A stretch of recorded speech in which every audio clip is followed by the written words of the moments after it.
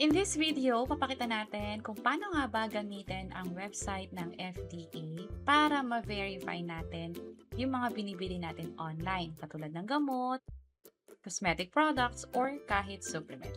By the way, kung first time mo sa channel natin gusto mo pa ng mga online tutorial videos katulad nito, please click the subscribe button. Ito yung website ng FDA, that's fda.gov.ph. Maraming features na pwede nyong ma-access dito, kasama na dyan ang pagsumbong, market surveillance, at ang gagamitin natin in this video is Verification Portal. Gustong-gusto ko tong part na to kasi hindi lang tayo nagiging informed, pero madali rin siyang gamitin. Pwede nyong i-access sa phone ninyo itong fda.gov.ph at mag-scroll down lang hanggang baba hanggang sa makita nyo itong Verification Portal. And then from here, pwede nyong i-search yung produkto na dinadouble check nyo kung FDA certified ba. Halimbawa dito sa Shopee, mag-search tayo ng magnesium glycinate at marami tayong makikita dito. Pero ang ginagawa ko ay finifilter ko to sa Shopee mo, especially kapag mga gamot or mga supplement katulad nito, para yun yung first step natin as protection. Disclaimer lang din na hindi ako nag-encourage na bumili kayo ng product. Instead, pinapakita ko lang yung tutorial sa FDA and also yung process na rin bago kayo mag-double check sa FDA mismo. So aside sa kung legit ba siya, i-double check nyo rin yung presyo niya.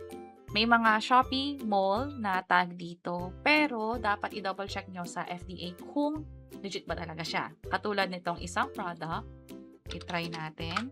Again, wala ditong in-endorse sa product or kahit anuman, but instead, dina-double check lang natin sa FDA. Searching na siya. So, meron ditong lumabas na resulta, pero this is more on warning. Ibig sabihin, mag-ingat sa pagbili nito. Meron ng advisory dito at sinasabi sa general public, which is sa atin, na huwag bilhin itong product na ito. Inulit ko lang, ito yung sinabi ng FDA. Isa naman, i-search natin itong another product. So, kapag sinearch ko siya, possible na walang maging resulta kasi baka mamaya may mali sa pag-search natin, katulad ng spelling o kulang sa mga symbol katulad ng period. For this case, naging applicable siya kasi yung mismong product ay dapat may period yung company name or yung brand name. Aside nga pala sa pag-check din sa FDA, pwede nyo ring i-double check yung mga comments na meron dito sa item na ito. So may lumabas naman at hindi ito warning, instead andito yung registration number niya, kung kailan yung issuance or na-issue yung approval ng FDA at kailan din mag-expire.